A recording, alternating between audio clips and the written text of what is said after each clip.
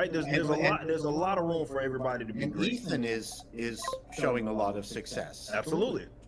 Right, so this is what I mean, Yeah. is that we need the Ethans Well, and the Erics of the And I think that's key and you guys I agree with you 110%. And that's where I was getting at too, is we've seen this before, like in this coming out of the 70s into the 80s. Like, I think the reason things like Ninja Turtles and McFarlane was able to get Spawn and other things out there, they had such great success, is that the comic industry was already starting to get a little stale, right? And like, I mean, we only had, like Andre was saying, even back then you were getting to a point where the only comics selling, throw an X-Men in there, were X-Men, Batman, and Spider-Man, and Superman, maybe at the most. Those were the mainstream comics. Otherwise, the comics when I was growing up were Spawn, Ninja Turtles, Crow, things that were indies. Yeah, They weren't absolutely. the direct mainstream stuff, and I think that's what we need to see more of. I agree with you guys 100% on that. And unless there was anything more that Chris or I sure can talk anybody about else had this to. endlessly. I know. We do have some super chats for Eric, and we're going to be losing him pretty soon. So Let's yeah, we're going to have I'm to. down. Let's get to some super chats here. We got Callum Lyle in the house sending in 5 Australian. Says if Eric wants someone to design kaiju supervillains, I'm available. All right. Yeah, I don't know how do you get your resume into it. Oh, Tom, sorry, real quick. Yeah. I just want to add something real quick to what Sure, Paul sure. was saying. He said that success doesn't come in isolation. I think what Paul meant is success does not come in isolation. So that surprised. I like it. Missed that I one. like that. I like that. You Very deserve this. disappointed. But look, I remember back in the 80s there was a big indie comic movement. You mentioned Mr. X. I bought that. I Yeah. bought Love and Rockets and all these cool like eight ball and neat stuff, with Peter Baggy. Like, I love that stuff. They were mostly non-superheroes, but there were superhero ones too. And this is a huge opportunity now. Comic books are just god awful. Like, Flaming I can't carrot remember. and stuff, yeah. I can't remember the last time I went to a comic shop. So what Eric has done is just so remarkable, because he's thought about the process. He's thought about, I'm not just going to make the product. I'm not going to make that. I'm going to build the machine to make it, so I'm not beholden. Because there have been problems, and I've used Kickstarter, I've used Indiegogo. I do not like Indiegogo and can't recommend it. I cannot recommend it. I think it's terrible for creators. I think that they censor campaigns they don't like or suppress them. Kickstarter is fine. I've used Kickstarter for 2 campaigns that were successful for different projects of mine, including my recent movie Attack of the Doc. But if there's an opportunity to use your platform for other creators, which would be vetted by you, you may want to consider it, because it's huge. So this has happened before in the past.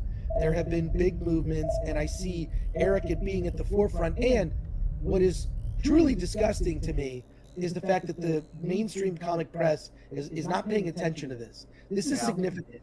This is truly significant. I think they're scared, Chris. If they pay attention to it, it's going to draw attention to it. Well, F them, and Eric Of doesn't course, need fuck them. them. Eric doesn't need them. So Yeah. I think it's exciting, and I also think it's an inspiration. Also, I have bought comics. I pretty much I always consider it just a pre-order, I bought comics on Kickstarter for years. I've contributed to indie movies as well. Like, this is when Eric built this whole machine, my jaw dropped. And also, like, having received that first issue in the mail, and I don't know if you've done it yet. We talked to Dallas about it, Eric. Like, you need to patent your box. A box, yeah. It's flawless. You receive a perfect comic book. If you haven't been doing it already, there you go.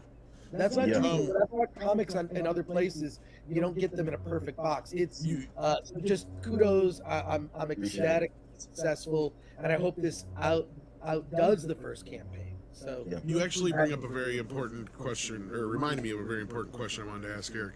The first book. So for those who may have, or just be catching up with this, because you may be new to some of our audience here. I know most of them seem to know you out there, but just in case somebody is just coming to to the table with this? Are you able to pick up the first book with this Yes, campaign, or is it still available? Or It's a great question. So there's two ways you can get it. If you do go to the store, the actual store, it still is there. But the campaign 2, for you guys that didn't get in on campaign number 1, if you're actually on this campaign page, there's a bundle that's called the catch-up bundle, and you'll be able to get ISOM 1 as well as ISOM 2.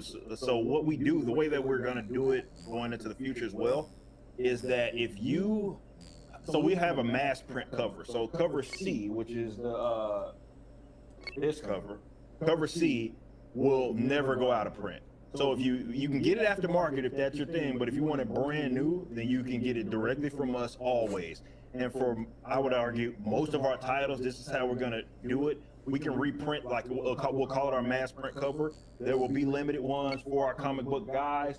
But if you want the mass print cover, you can get this now, and 2 as a mass print cover as well.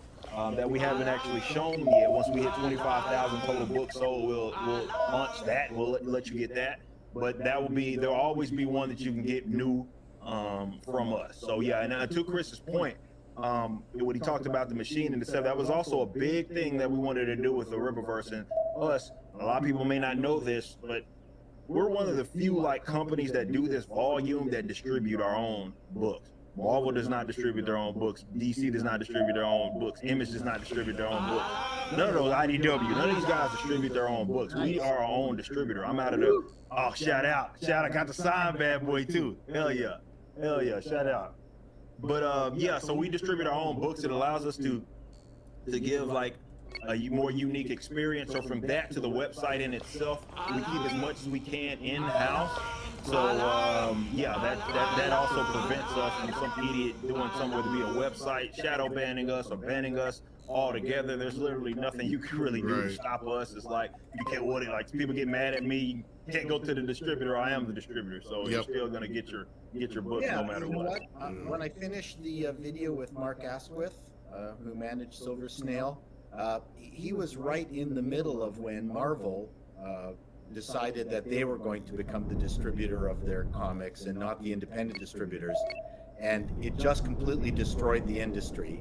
And he actually went to Marvel HQ in New York to tell them why it was a stupid idea and why the different distributors they could get. He had 7 distributors that he could get Marvel and DC comics from, each of them. And he talks in very clear language just how this idiocy started, and this was the beginning of the undoing of comic books. It's a great story.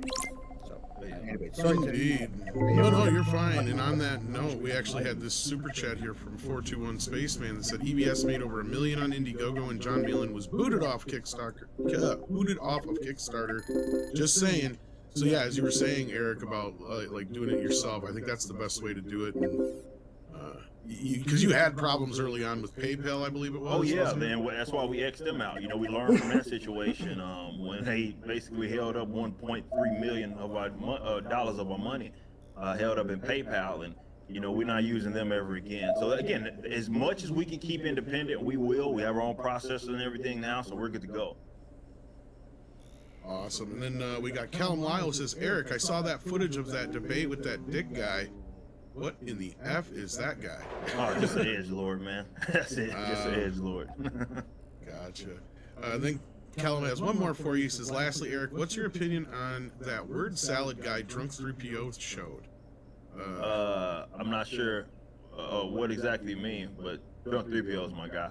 Yeah, Drunk must have done a video with one of you. I'm assuming either he's talking smack about you or just something in general, and he just wondered if you saw the video. Oh, I haven't did, seen Callum.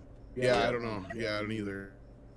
Sorry about that, Callum. We're not aware of what the video is. We'll have to check that out. Let's not review unhappy stories. Then we got Mr. Tickle Trunk here who says, Eric gave them product promised after taking people's money. Now I know why people call him the worst scam artist in history. He's so bad at it. I know, right? You pay for product, then you get product. I know. I'm terrible at grifting. I have supported a couple of things on Kickstarter and Indiegogo that didn't come through. Yeah, the only one I had problem with was because, I think it was the There's a different one, actually. Never mind. Anyway, Terran the Black says, first off, rip to the Texas Legends Big Pokey. He was in the playlist growing up. Eric, all I need is a cover B graded. Save me one until tomorrow, fam. Well, you got a little bit left. I'll refresh it just to see how many you got. So for cover B graded, there are less. I know it's less than 250 if I'm not mistaken. Yeah. So it. To by tomorrow, you should be fine. Yeah, it's actually 230. 230 cover Bs are left. So yeah. Well, you hope so after this show. Eric sounds like an industrialist now. He turns to his computer with, with all the stats and his all the numbers, all the data's right here. All the data's right there. I can just like. Speaking of crowdfunding, Crunchy Beaver says, I'm crowdfunding a Hard Emmanuel reboot.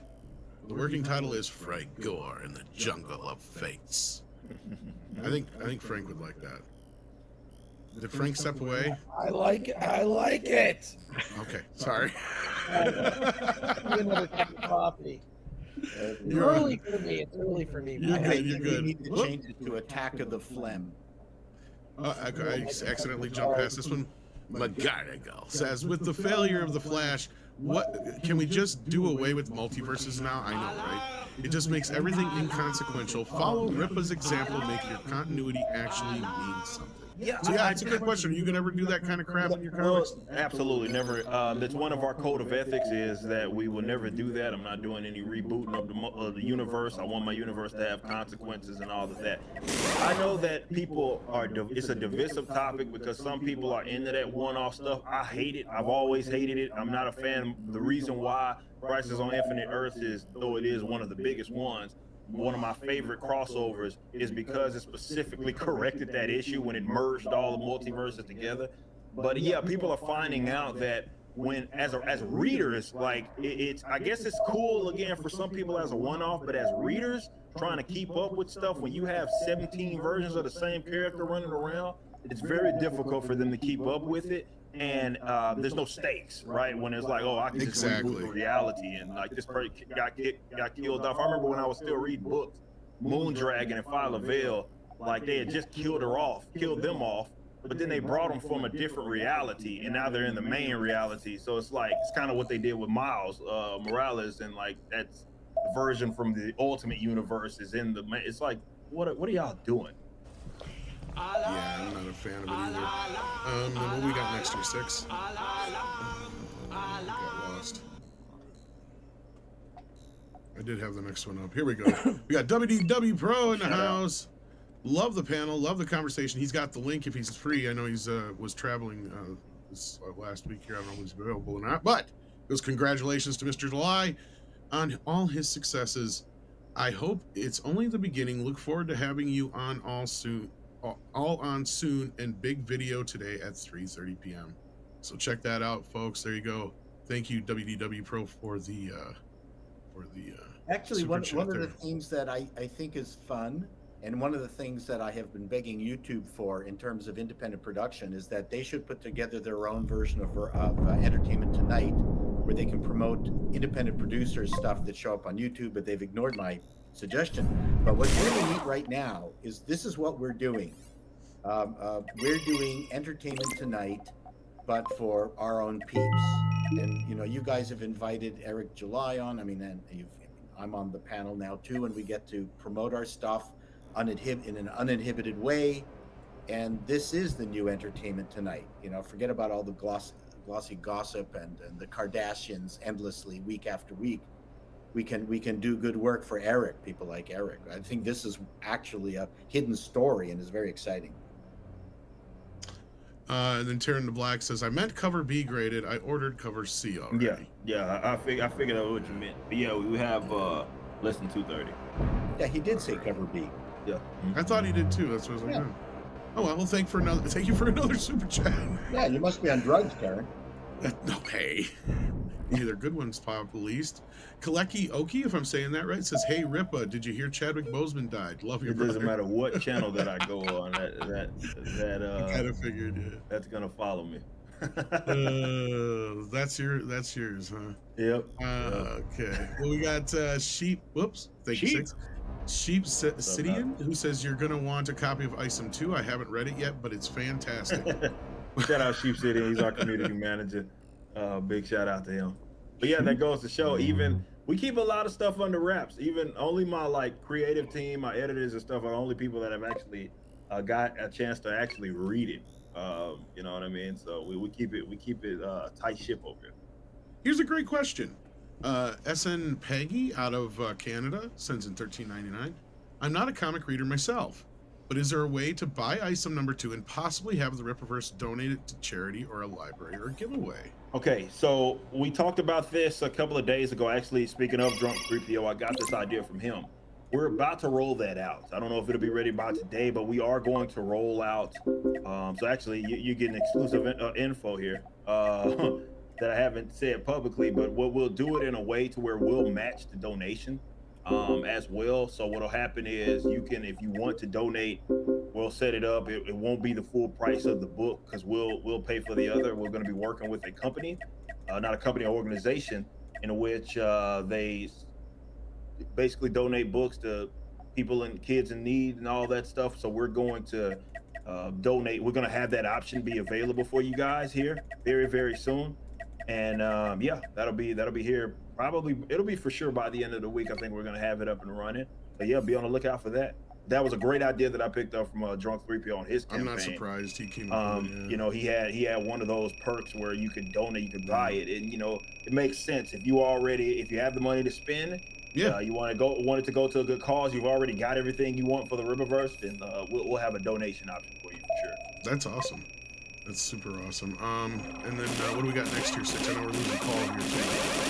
Yeah, we got Christian Corlejo who says, congrats, Eric. If you created an animated series, would it be available on YouTube like Hell of a Boss, Murder Drones, and Lackadaisy, or exclusive elsewhere? I'm sure you don't really know how to answer that quite yet. But that's the one tricky part about it all is like if I do that, figuring out the best way to monetize it is going to be my team will have to do a lot of discussion on it. But like I said, if the demand is there and we can figure that out, I'm down. It's a big risk because it's an extremely expensive thing to do. Yep. You almost want to get somebody else to invest in that. Like Yeah. you want to get picked up like by a Netflix or something like that. Yeah.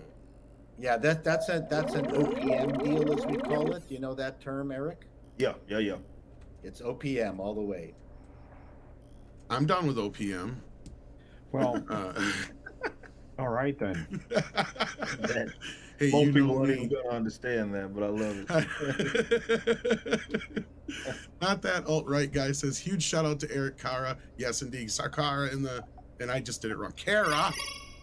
Oh, darn it. Kara Lynn in the chat and support team. That's right.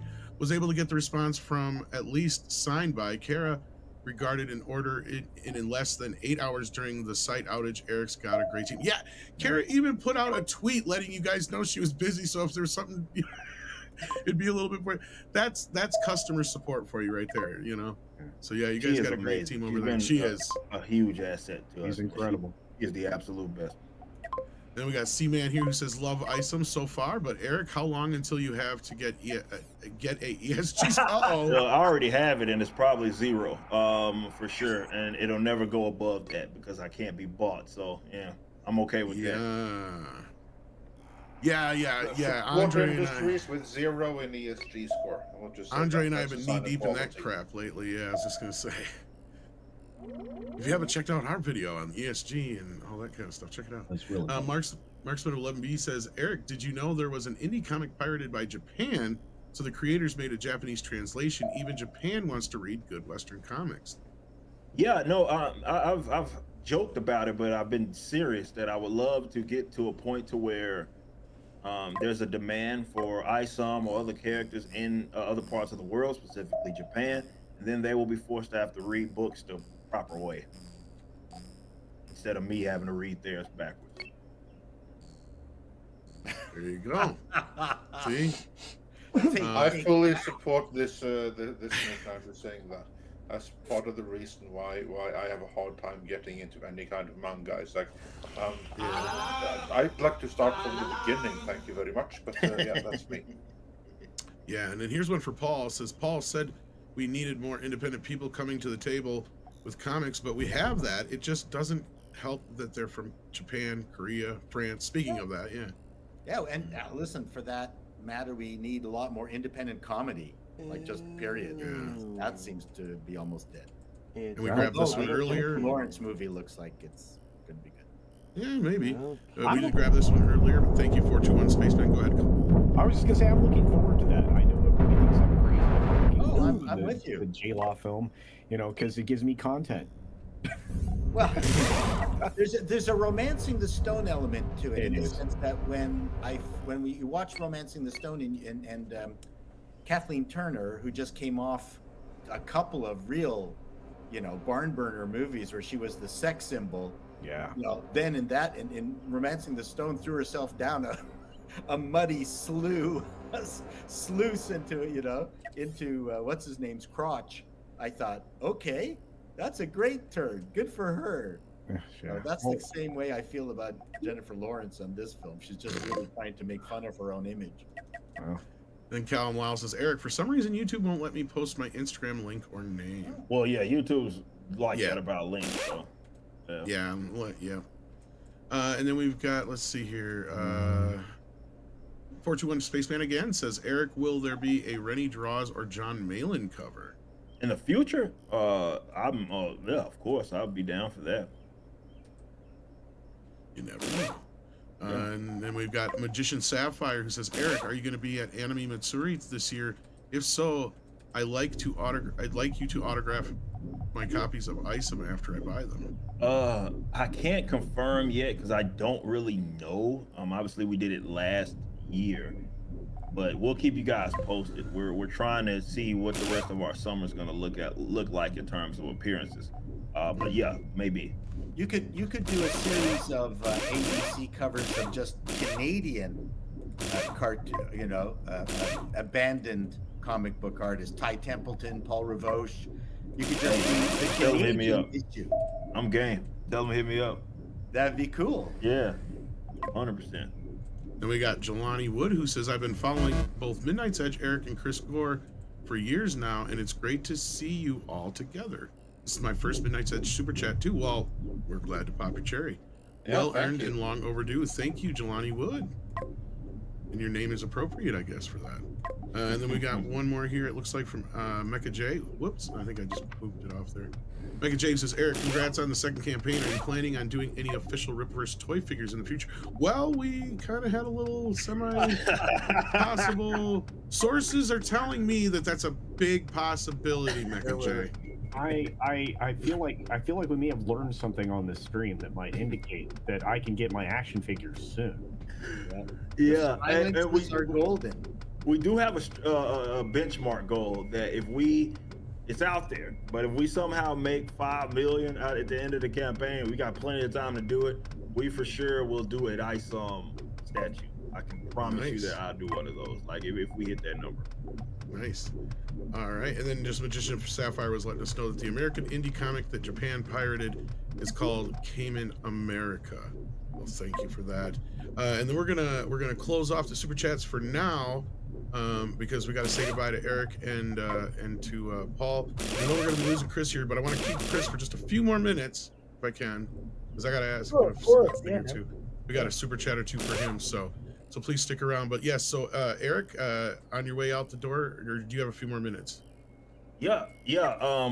I do appreciate y'all again having me. This has been long overdue. For sure, I'll Yeah, we plan definitely next gotta time do it to stay again. here a little bit Yeah. longer. No, that's fine. We know you're busy man, especially right now with this campaign. We got one more Yeah. super chat for you. Warrior Justice says an emo girl tried to high five a tree, but it left her hanging. Oh.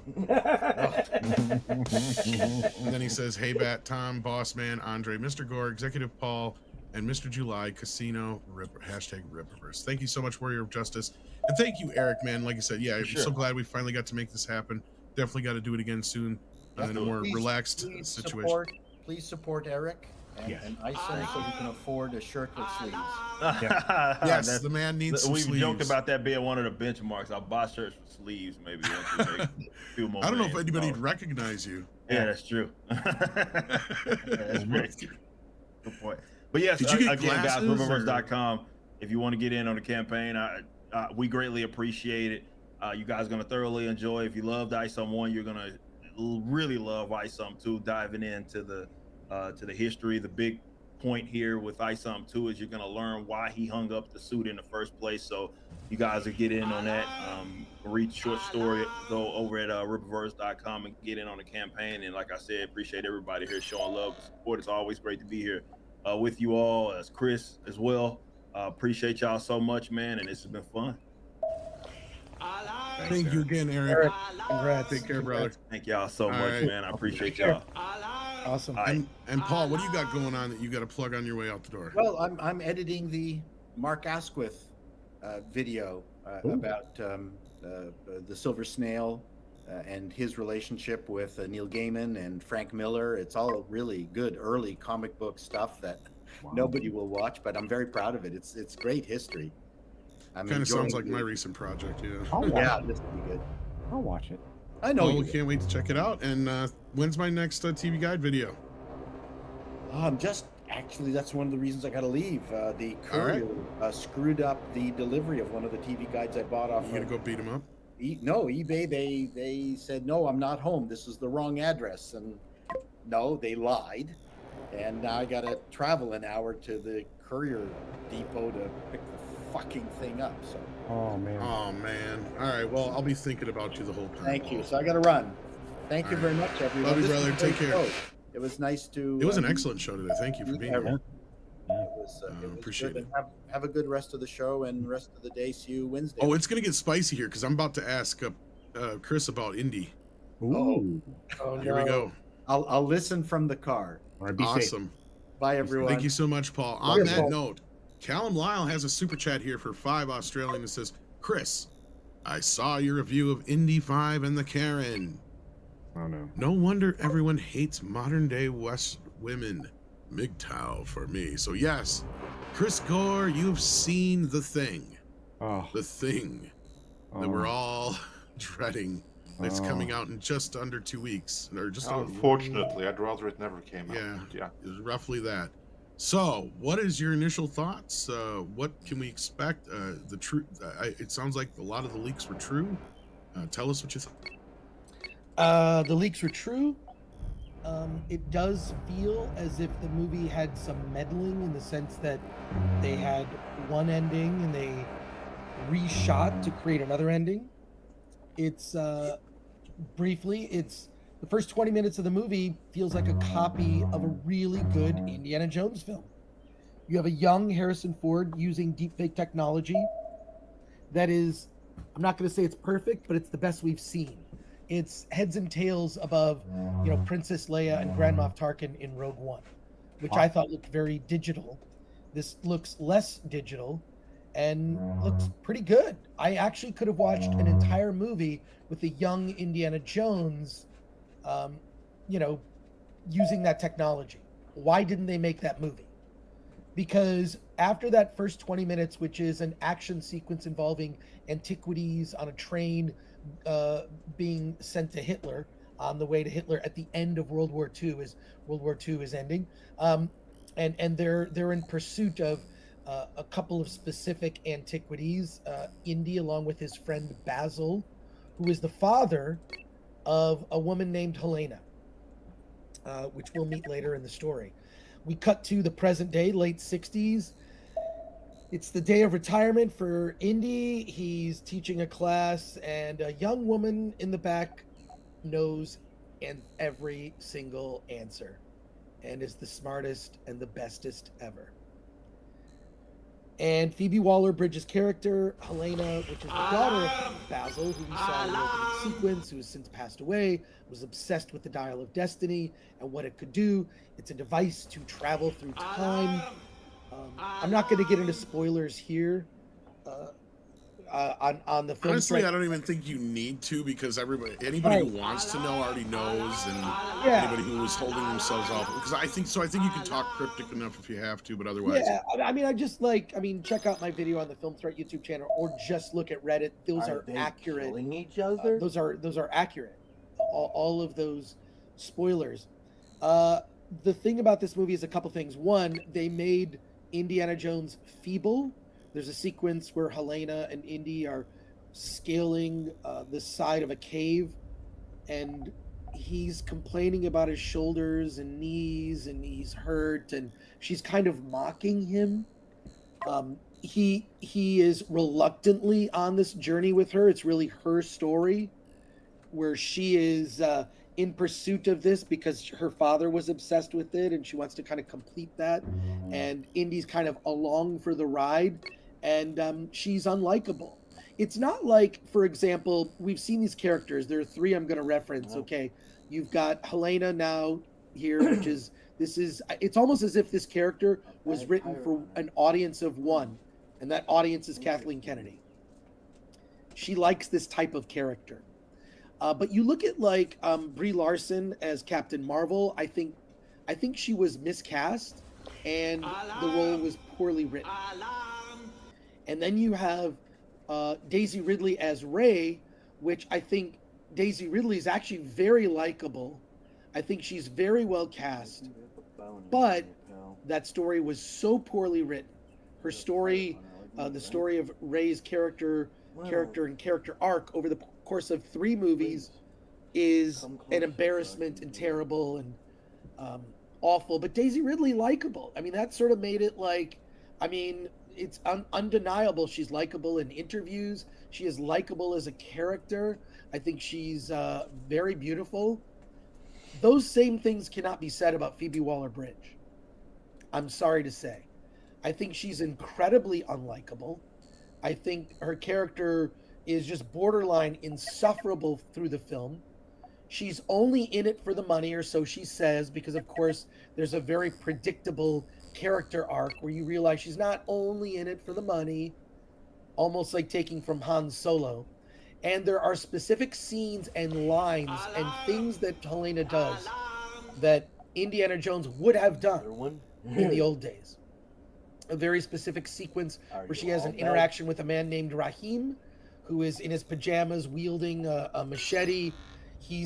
She somehow double-crossed him, and he's after her, and she does this kind of walk back of, oh, hey, Rahim, haha, like trying to like explain talk her way out of a bad situation, which ends up being a dual chase scene with the CIA chasing Indy and Helena in those go-karts, along with Rahim also chasing her.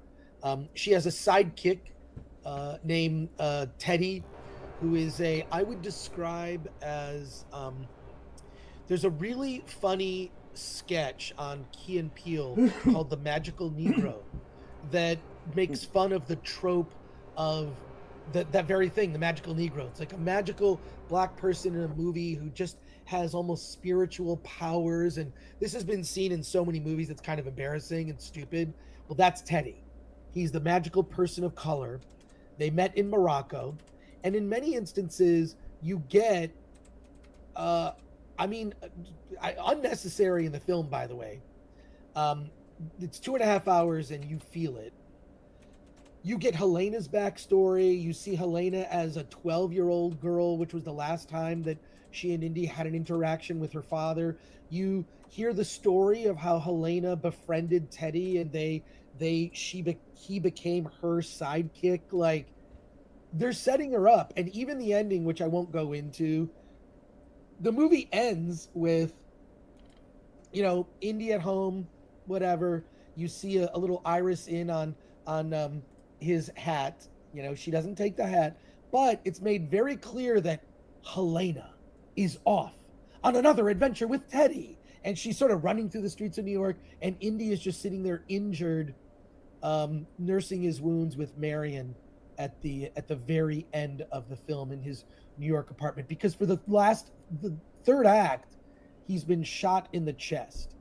I don't know why they made this film this way. I don't know who this is for. Crap, Is I've it for been fans of streaming, the original this Indiana Jones? for how long? No, because I am one and I hated it. Turn it off. Is it for new fans? I don't think they'll like it. And if they're trying to build Helena up